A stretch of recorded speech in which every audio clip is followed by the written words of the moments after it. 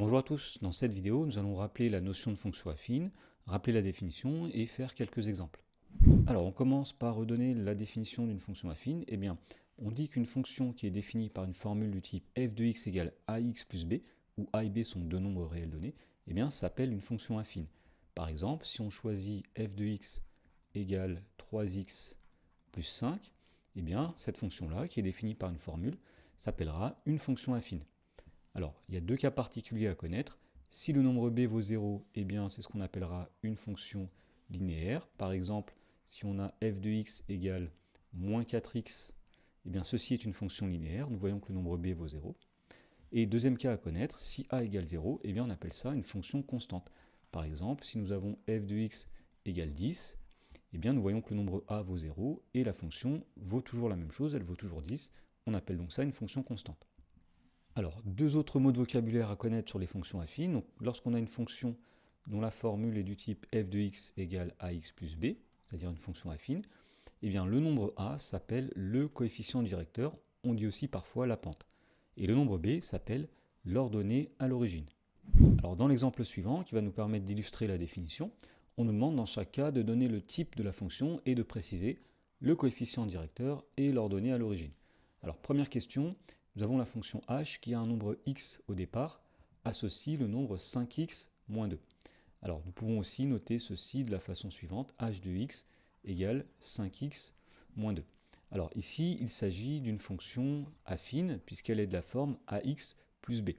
Alors le nombre a, il vaut 5, c'est le nombre qu'il y a devant x. Ici nous voyons que nous avons 5 fois x, donc le nombre a, le coefficient directeur, vaut 5. Le nombre b ici est égal à moins 2, puisqu'on peut dire que c'est 5x plus moins 2. Donc nous avons bien ax plus b, avec a égale 5 et b égale moins 2. Dans la question numéro 2, nous avons une fonction f qui a un nombre x associe le nombre 2x. Autrement dit, f de x est égal à 2x. Alors, le nombre a ici, c'est ce qu'il y a devant x, il est égal à 2. Le nombre b, eh bien, nous voyons que c'est 0, puisque 2x c'est pareil que 2x plus 0. Et donc la fonction f, c'est une fonction affine, mais en particulier, c'est une fonction linéaire.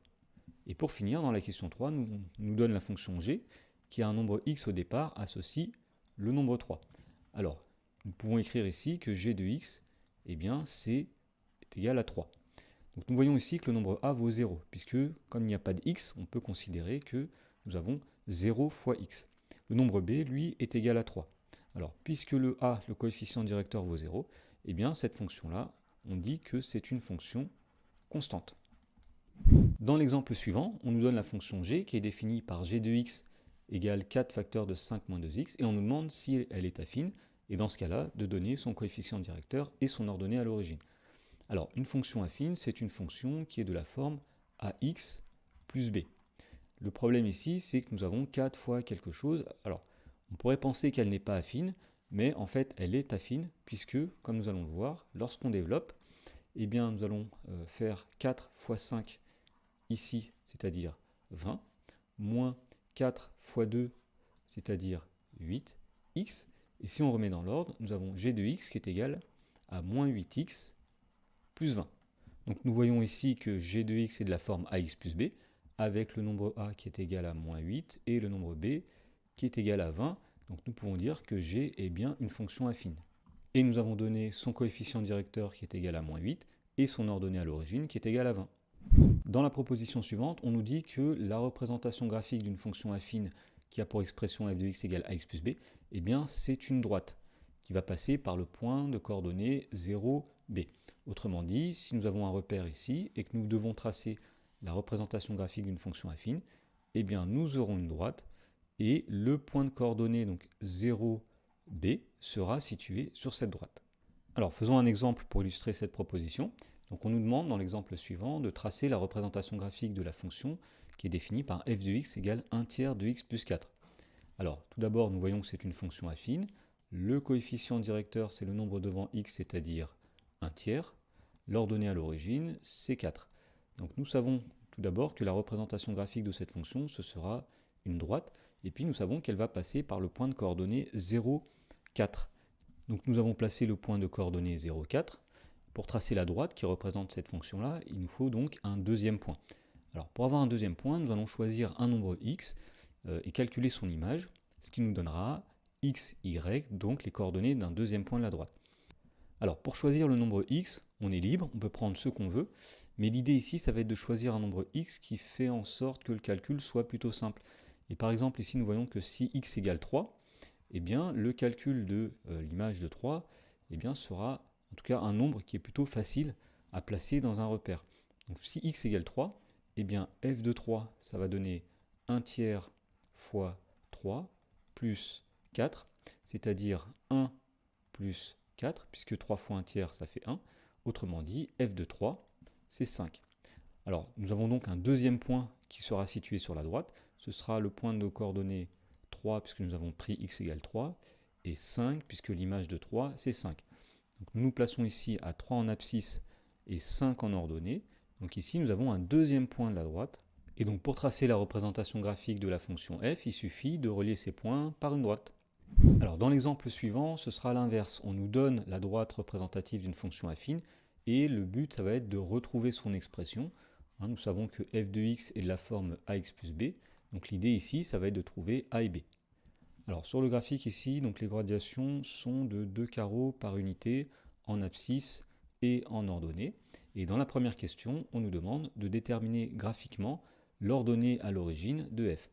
Alors d'après la proposition précédente, eh bien, nous savons que l'ordonnée à l'origine, c'est l'ordonnée du point qui sera l'intersection de la droite avec l'axe des ordonnées. D'où l'expression l'ordonnée à l'origine, c'est-à-dire l'ordonnée en 0. Et nous voyons ici que l'ordonnée à l'origine, c'est-à-dire l'ordonnée du point d'intersection, est égale à 0,5. Donc le nombre b ici vaut 0,5. Alors dans la deuxième question, on nous demande de déterminer par le calcul le coefficient directeur de la fonction f. Alors nous savons que f de x, eh bien c'était ax plus b, mais on a trouvé que b égale à 0,5. Donc on peut même dire que f de x, c'est ax plus 0,5. Donc pour trouver le nombre a, nous allons choisir un point qui est situé sur cette droite, et donc remplacer les coordonnées de ce point dans cette égalité afin de trouver le nombre a en résolvant une petite équation. Alors par exemple, nous voyons sur le graphique ici que lorsque x est égal à 3, eh bien f de x, c'est-à-dire f de 3, sera égal à 2,5.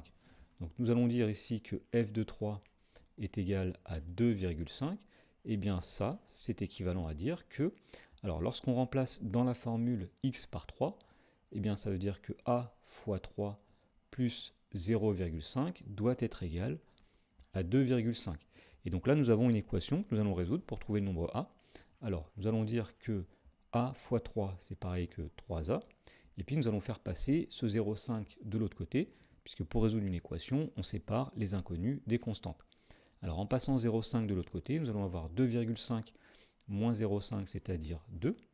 Et donc ici, en divisant par 3, nous savons que le coefficient directeur est égal à 2 tiers. Autrement dit, la fonction f est égale à 2 tiers de x plus 0,5.